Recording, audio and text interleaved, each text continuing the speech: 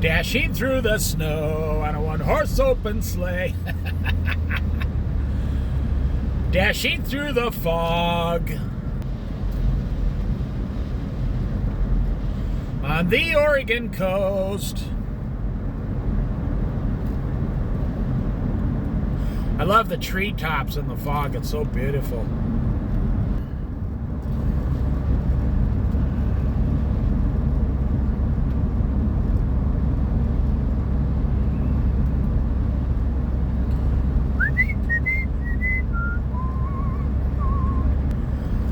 You know how amazing it would be to be camping out in that forest right now in like a tent?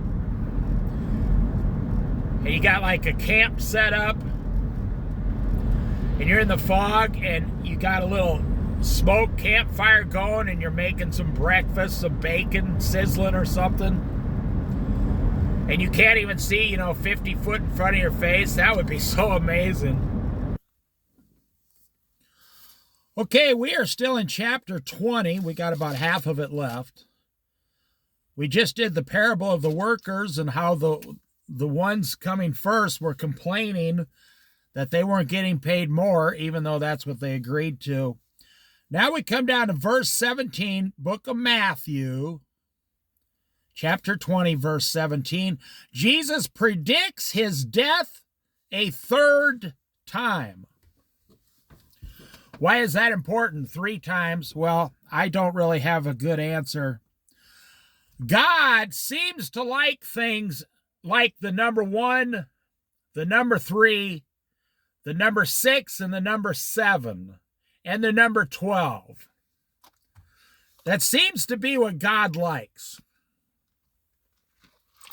Those seem to be the numbers that keep popping up all the time. Since the book of Genesis, the number 1, you don't hear much about the number 2. 2 are stronger than 1. That's about it. But then the number 3, you don't hear anything about 4 or 5. The number 6 seems to be real important to God. And the number 7 seems to be somewhat important to God.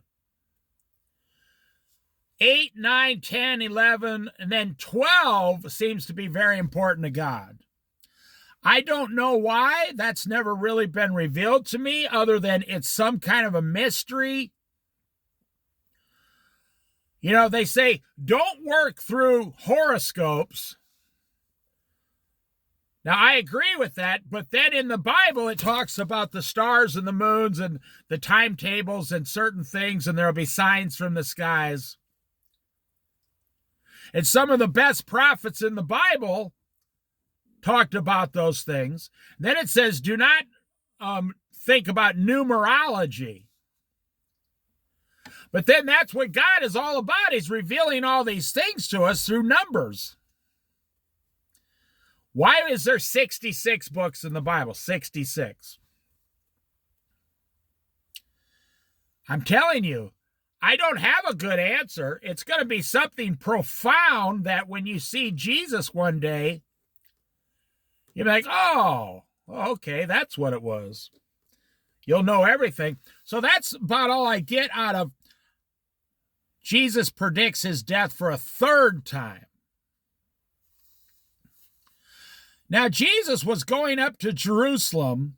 On the way, he took the 12. There's the number again, the 12. Took them aside and said to them. So that means he's telling them privately. I want to talk about the word. This is a very short story. I want to talk about the word privately.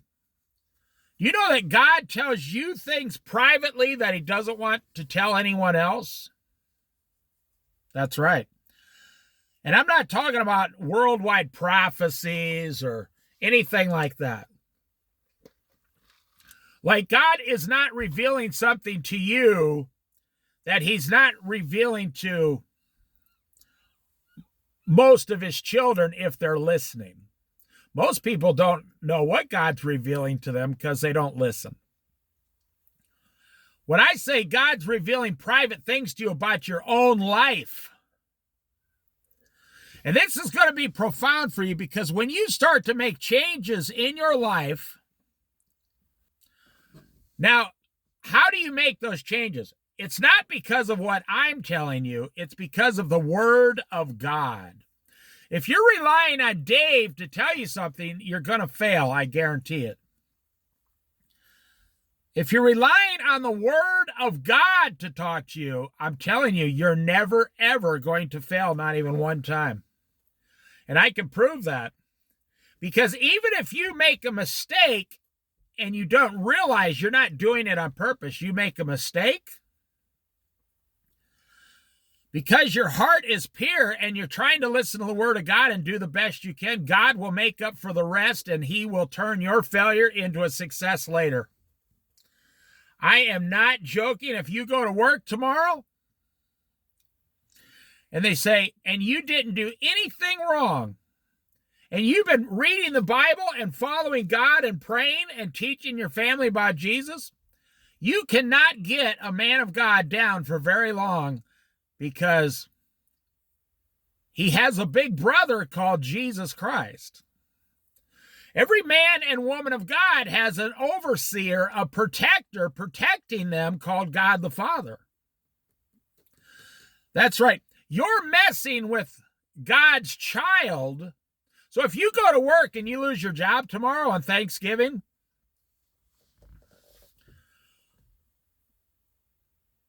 just enjoy the extra 2 days off. Because by next week or 2 weeks later, God will find you another job. You know, I want to say something to motivate you out there and encourage you. That's one of the greatest things about living debt-free. No debt at all whatsoever. You go to work, the boss says, now, I've been fired from jobs before, sure. I was fired from a job when I was like 18 years old. I went into this job to be a prep cook. And the woman, it was a husband and wife team. They were retired. And it was actually a job on a boat. It was like a big stern wheeler. And you walk out there and you're right on the river. And they said, well, there's the kitchen. There's the menu. Start doing whatever you want. They gave me no training. So I'm like, okay, hamburgers. Hamburgers are on the menu. So I had to find out where the meat was and the lettuce, tomato, white pickle. And this job had a small kitchen and a bar. It was mostly a bar with a small dining room on a stern wheeler.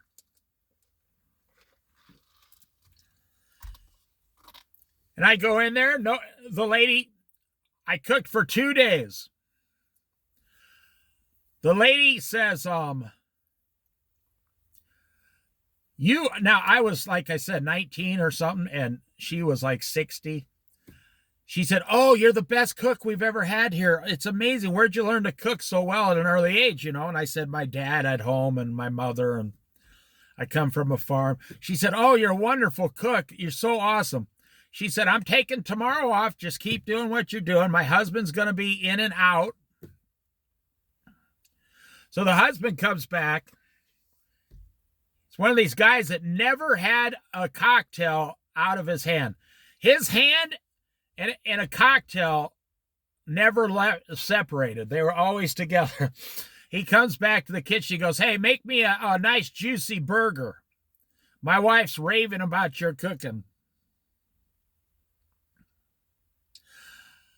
So I made him this burger, made it nice and juicy. I said, well, you want it like medium? Or, you know, he said, yeah, medium. I want it to be juicy and nice. And so they didn't have microwaves back then. So I steamed the buns and made the fries crispy like he liked. Man, this thing looked good, you know. I didn't care. I was 19, but he comes in the kitchen an hour later, starts screaming and cussing at me. You're effing fired. It's the worst burger. Get the hell out of my... I said, okay. The wife showed up and she said, here's your check. She says, I'm sorry, my husband's a full-blown raging alcoholic. And I've been struggling with him for 40 years like this.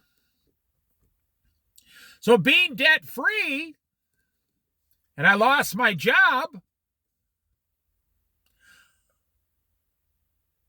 the wife says, what are you going to do? I said, oh, I think I'll go home and go fishing for a couple weeks, and then I'll just find another job. Because I didn't have any debt, no car payment. Car payments are the worst. You can destroy your credit with a house payment, but they give you 3 or 4 or even 6 months to catch up if you're trying to work with the bank. A car payment, after 2 months, they're looking for your car. You know, so if you get fired on the 3rd week of the month, you got a car payment due 7 days later. Car payments are the worst. Now, Jesus was going up to Jerusalem on the way. He took 12 aside and said to them, we are going to Jerusalem, and the Son of Man will be delivered over to the chief priests and the teachers of the law. They will condemn him to death and will hand him over to the Gentiles to be mocked and flogged and crucified. On the 3rd day, he will be raised to life. They had no idea what this meant. Not a clue. They don't know what he's talking about, even though he said it 3 times. Now, I find it interesting. I want to just add this in. You know, Jesus was debt-free. You say, well, what's my motivation to be debt-free in this world? Your master, your teacher, your master, your King of Kings was debt-free. If you want to imitate Jesus, you have to be debt-free also. Don't go into debt at all at any time. I don't know what's wrong with Americans. They seem to be afraid to have $20,000 or $30,000 in the bank. Be completely debt-free, live in a 2-bedroom, condo somewhere for $1,200 a month, and have $30,000 in the bank. It just seems to really bother Americans to have a little extra money. It's kind of creepy, actually. But I want to point out here, the Son of Man. Okay, the Son of Man.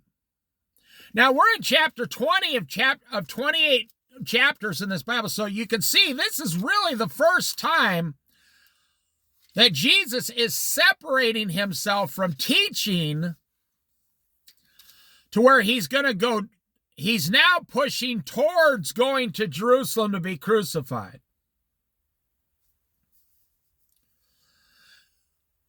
Jesus said, we are going up to Jerusalem. And I, the Son of Man, see, all 12 of us are going to Jerusalem. And I, the Son of Man, it doesn't say I, but it says the Son of Man. Jesus, the Son of Man, will be delivered over to the chief priests and the teachers of the law. Those were the ones we studied nonstop that keep following him around, complaining and trying to find a way to condemn him, make him guilty so they can kill him, and still look at God in the face and say, we had to kill him because, he was falsely teaching. They have to find a way. Now, they never did find a way. Nobody has ever once in the history of the world found out anything Jesus has done wrong. Not one single thing. Nothing. He's telling them, these are the same people that he can easily outsmart or out-wisdom, I would say. So why is he going to be handed over to them? He's already proven numerous times that he can just open his mouth, say a few words, and those people just run back to where they came from. They just scurry away like snakes and lizards. Seriously. So why is he going to give himself into their hands now? The simple answer is because of me and my sin. You and your sin. Jesus is saying, I'm going to have to die. It's the Father's will that I die on a cross for the sins of those who are going to be believers. Now, it's a real confusion. People say, Jesus died for the sins of the world, so everybody is automatically saved. Nope, that is not a biblical teaching.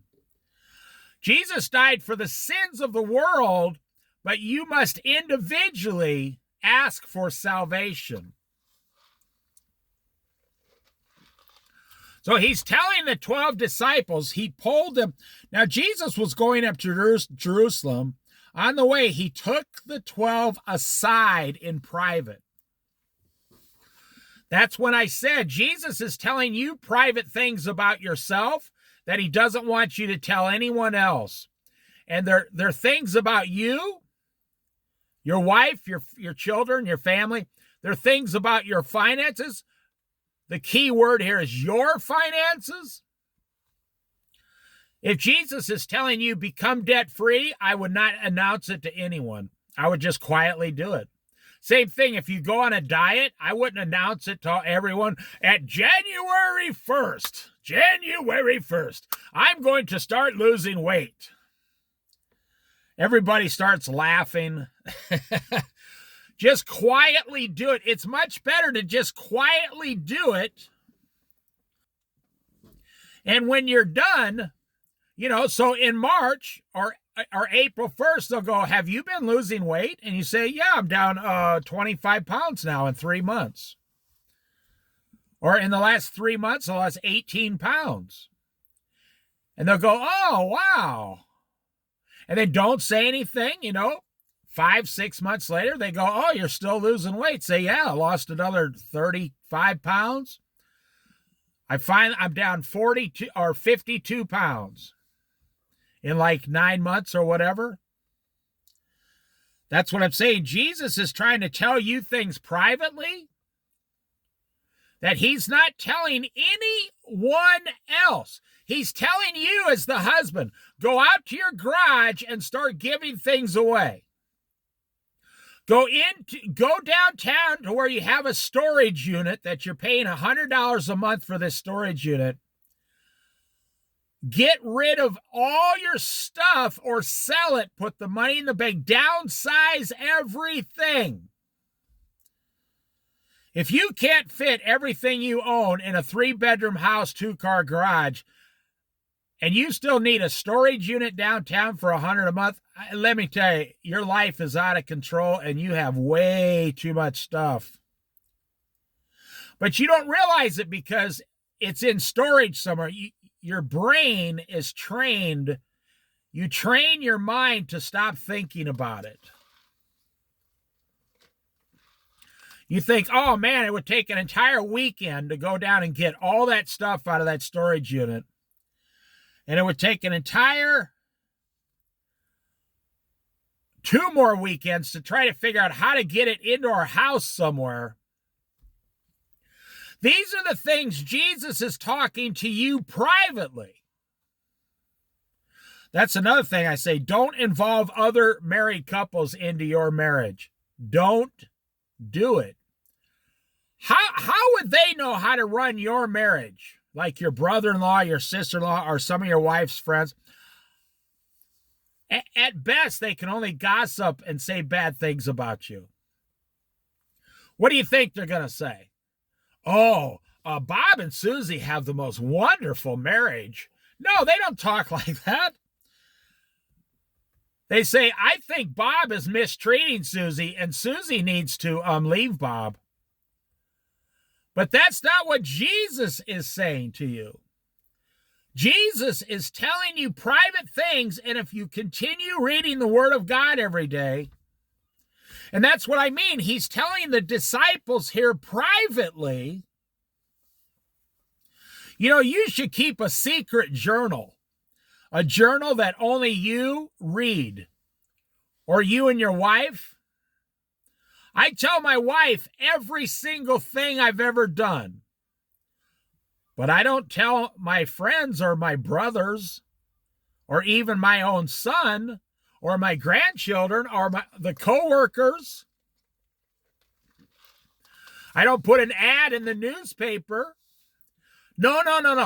I tell my wife, and we have a secret pact that only Jesus, the husband and the wife, we have a secret place that we go to discuss things, and I just mean alone. I don't mean we got some closet, so in the middle of the forest somewhere. We can sit down alone and manage our marriage together, alone, even separate from the children.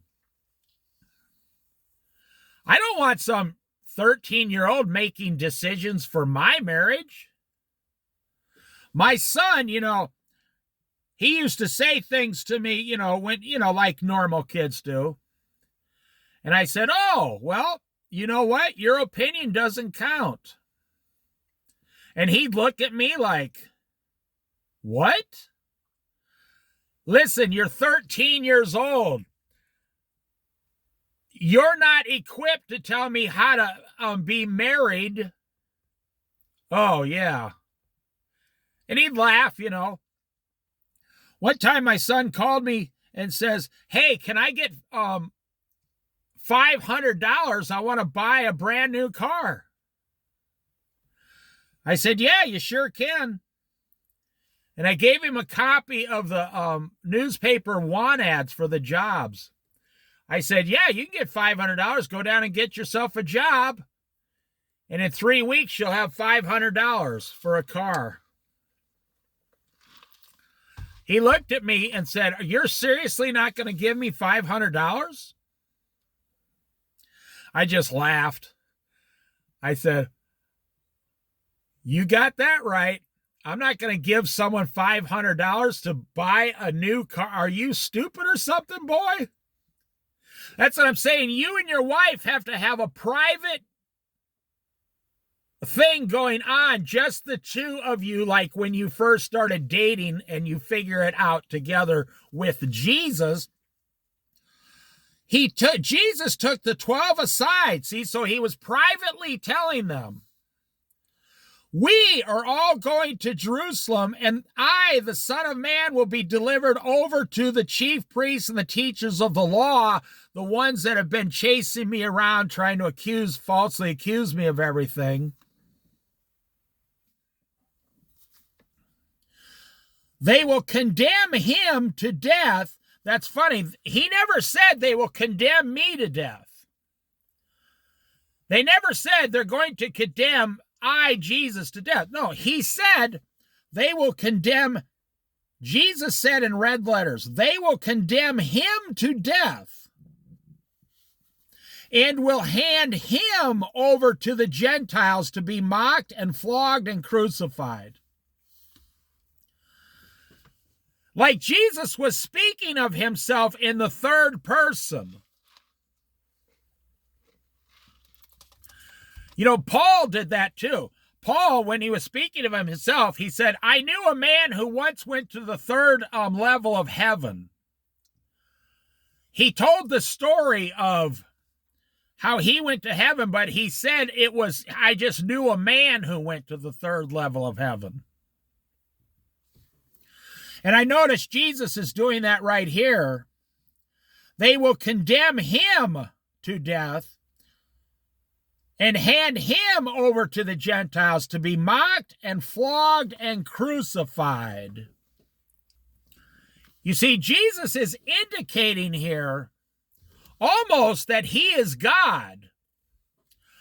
But you got to really be into the Word of God to understand this.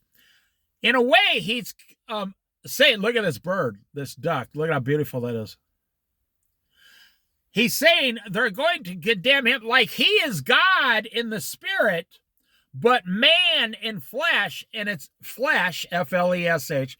And it's like he is saying he in the role of God is saying they're going to condemn him, the Son of Man and mock him, flog him, and kill him. They're going to do that to the Son of Man, like he's talking about somebody else.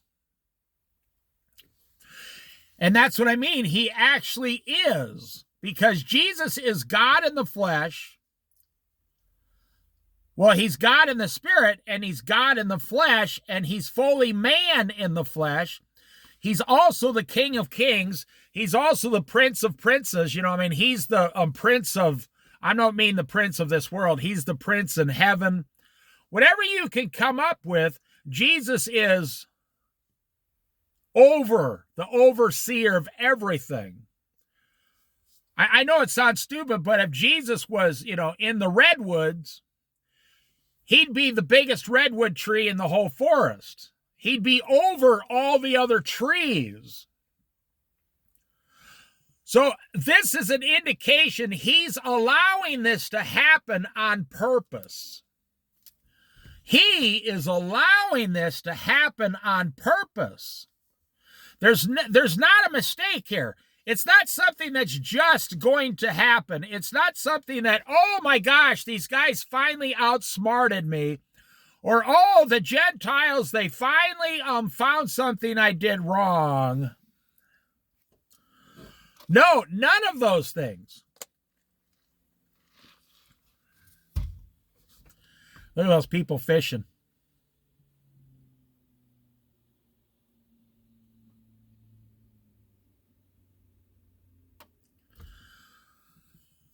No. Jesus is saying, now, if you knew someone was going to mock you, flog you, have you flogged, and then crucified, would you go over to their house for Thanksgiving? No, you would avoid that situation. Jesus is saying clearly, I know what's going to happen to me. I think now that this is the greatest message we can get out of this short lesson here. He's telling his disciples, I already know in advance what's going to happen to me. I already know what's coming. And so they're thinking like you and I would think, okay, well, let's go the other direction. Let's go somewhere else. Because they, like us, we're trying to save our life on earth. We're trying to not die on the earth. We're trying to live as long as we can and be as prosperous as we can on earth. So why would Jesus, as a man, say, I'm going to allow myself to be mocked and flogged and crucified? Why would Jesus say, I know that it's going to, I know in advance, I'm telling all of you in advance that it's coming. And I'm still going to allow it. What kind of a crazy person would do that? Well, he's not crazy. He's wise. He's doing it, like I already said, the short answer is for my sin. So I, David, can be saved eternally. For all those written in the book of life, for you out there, those of you listening to this who are saved, he's doing this on your behalf. He knows in advance who you are because all things were made through him. So he was in heaven. He knew all these things. Then he was born of a virgin, brought down to earth, made a little lower than the angels. That's what we are as men and women today. He did this in advance. He's telling you, I know what's coming. Hand him over to the Gentiles. I'm a Gentile. You're a Gentile. We are Gentiles. And we mocked him, we flogged him, and we crucified him. our sin was at that cross 2032 years ago, 2023 years ago. I keep jumping ahead. My sin, your sin was laying at that cross, pressed upon Jesus, put on his back like 1,000 pounds.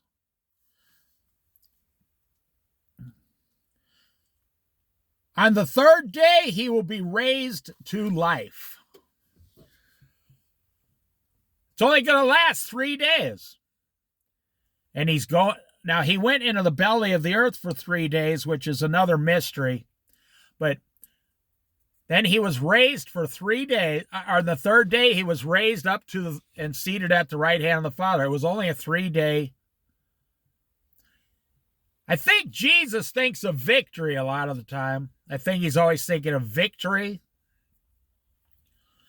How he can be victorious. Yeah, the cross is going to be horrible and excruciating, and God's going to pour all the sin of the world on him, and he had to come down here for 32 years, 33 years, or 30 years, whatever it was. He had to go through all these things as a man, but then the final victory. Like you're like, well, I don't want to do what it takes to become debt-free.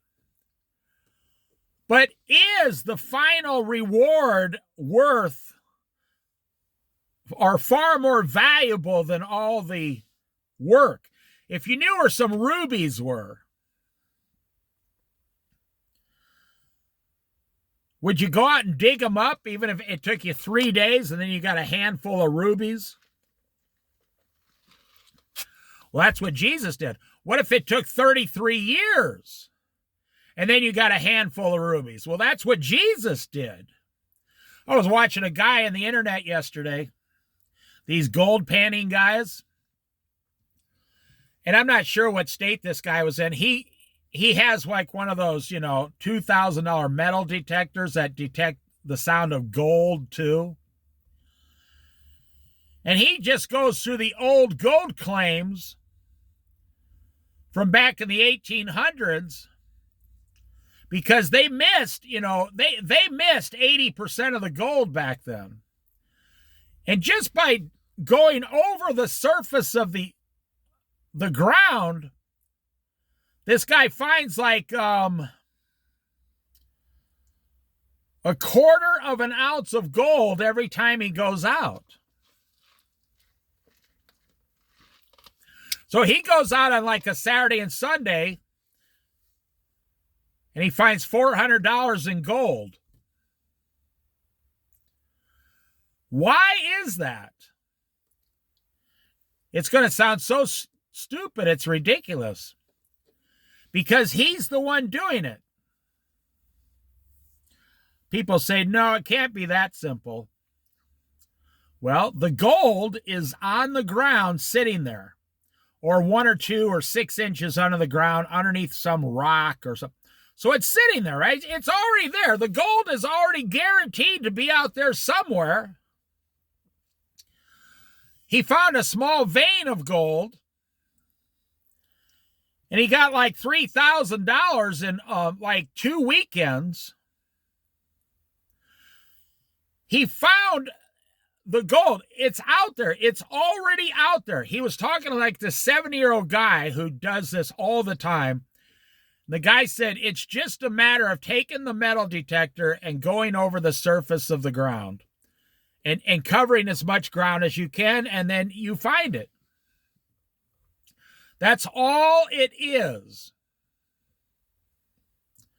The gold is already there.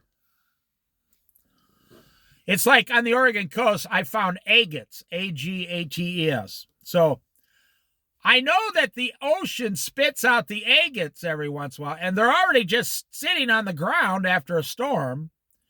You just have to be the first one to go pick them up. That's how I'm not special. I couldn't even tell you a lot of stuff about agates. I couldn't tell you a lot of stuff about any of this stuff.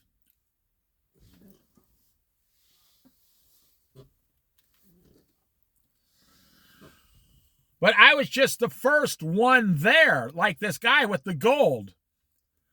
There's nobody else there. He got the $2,000 or the $3,000 metal detector. And now he goes out every weekend and picks up, a couple $100 in gold. I find that to be very fascinating. That's what Jesus is doing here. Jesus is saying the victory is already there, just waiting to happen.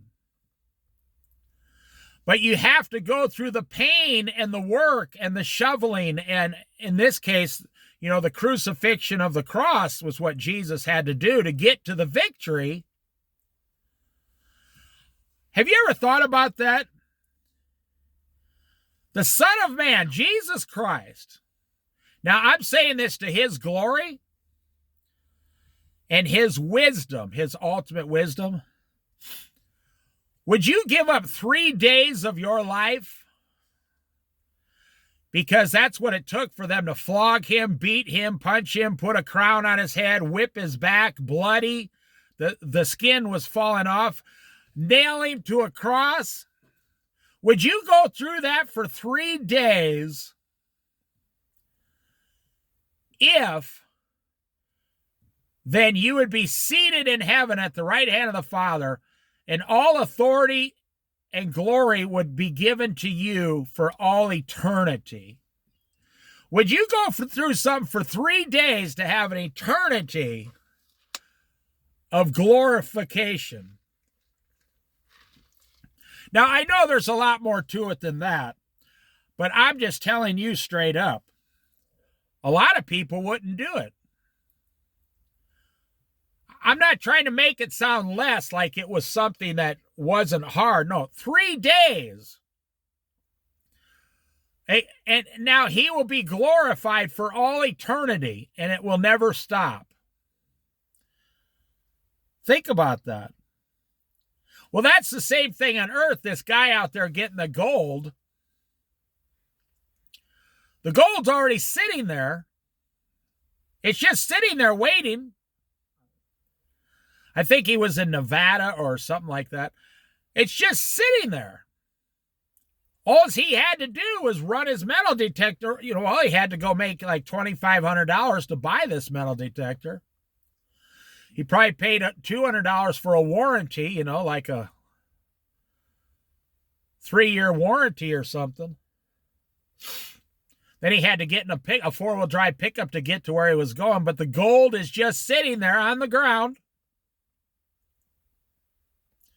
Just right under the surface of the ground, just little specks. And everything he does is just pretty much dry panning. He's not even near water.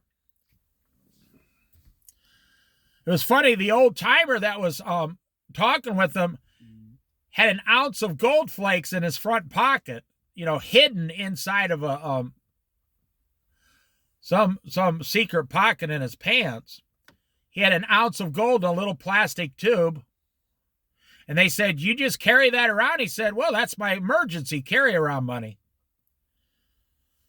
He just walks around with a couple $1,000s in gold flakes.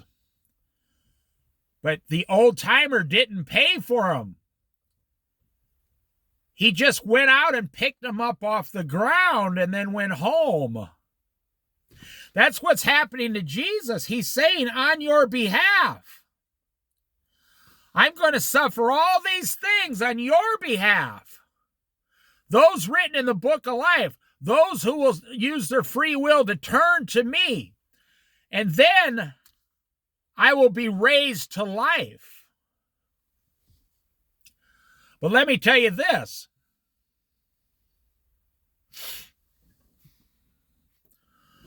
The problem with the American Christian is we're living on the fence, lukewarm.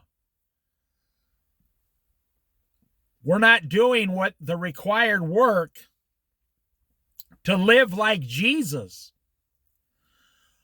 Now, we're not lazy. Americans are not. Americans are some of the hardest workers in the world. We just keep working for capitalism. All your energy, day after day, week. I'm not trying to discourage you, week after week. It's funny. All that, you will receive no credit, zero credit for any of that in eternity. Everything Jesus did, he got credit for all eternity. He has the most crowns. He had no sin. He has the most glorification, the most authority. But you and I, we live for capitalism. We live for apple fritters. we live for slices of, 10 meat pizzas. When you're out getting a pizza, Jesus was out on some mountain praying.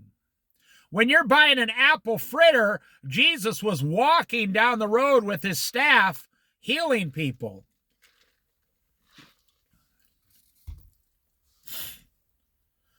We're supposed to be living like Jesus lived.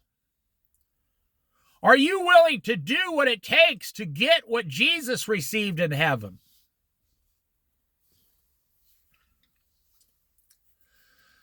Now, I say Americans are not lazy, and then I'm going to finish this Bible study up.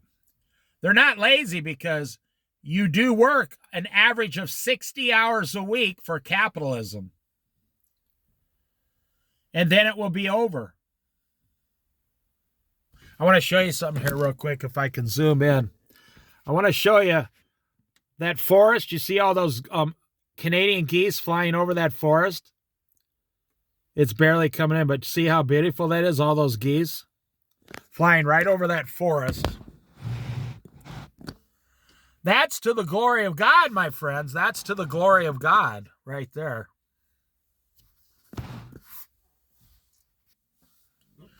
Those Canadian geese don't even know where their next meal's coming from. They have no, and I'll show you here. See this seagull here? Standing on the ground. The seagull has been here the entire time I'm preaching the word,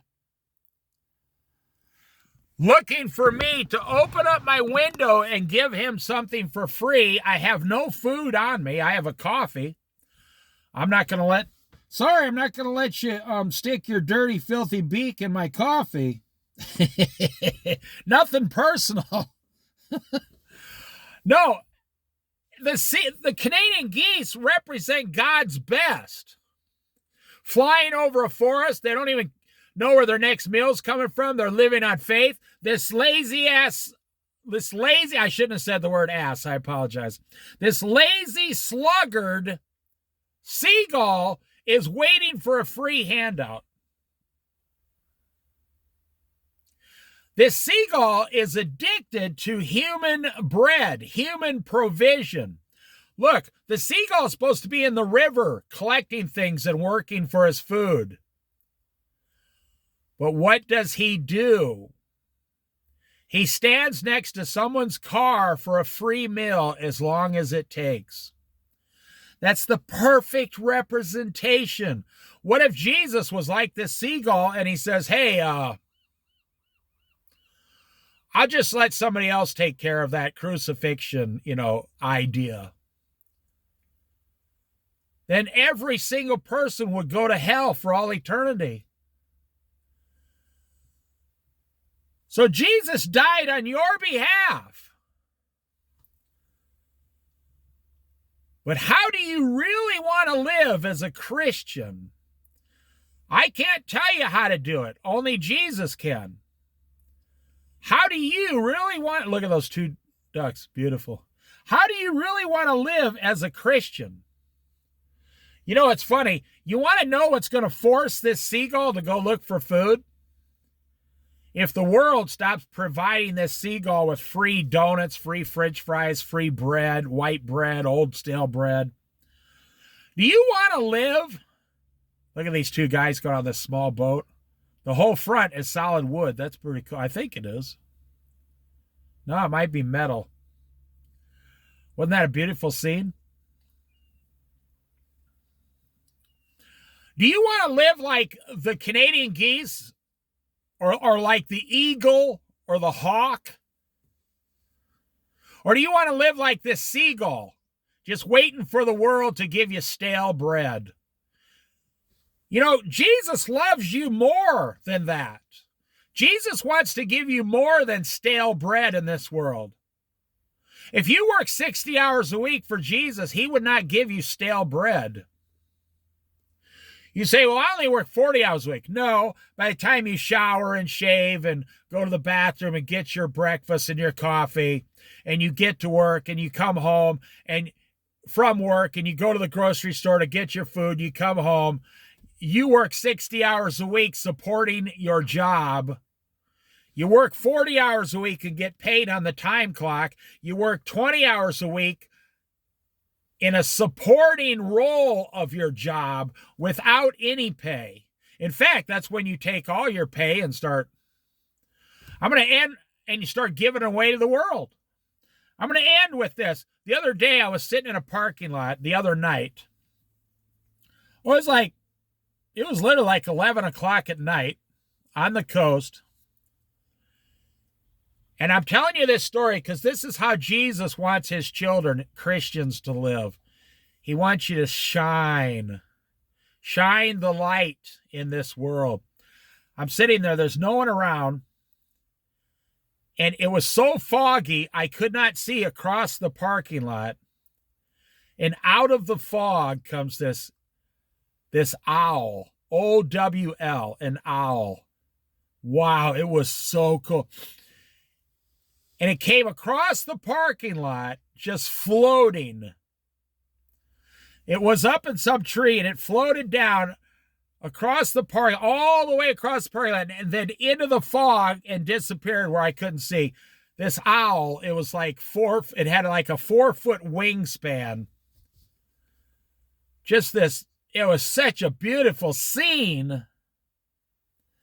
It just floated right across the parking lot. Just God's very best.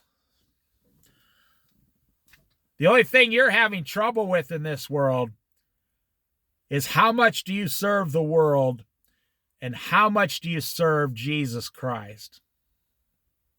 How much do you serve the temporary rewards that you will receive in this world? You will get temporary rewards, and they are all temporary. I don't care how cool your ATV looks.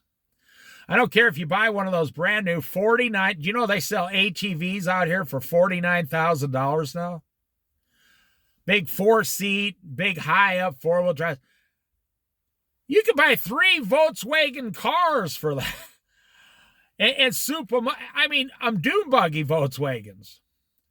Well, even if you buy 10 of those ATVs, it's temporary. The day you die, it's over. You know how many guys? I got kind of a hobby. I look at cars for sale in my area on Craigslist.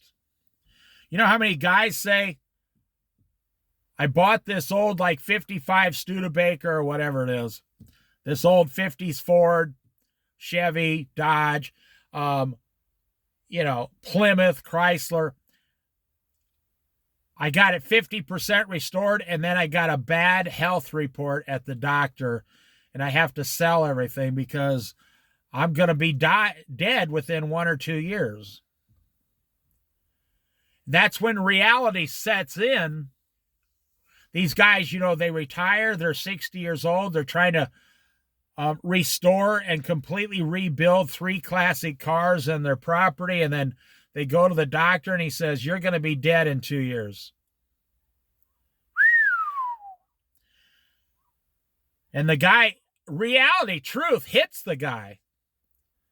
Oh, then all these cars, there's something about that. This guy was working, going along perfectly fine. Nothing was wrong with him.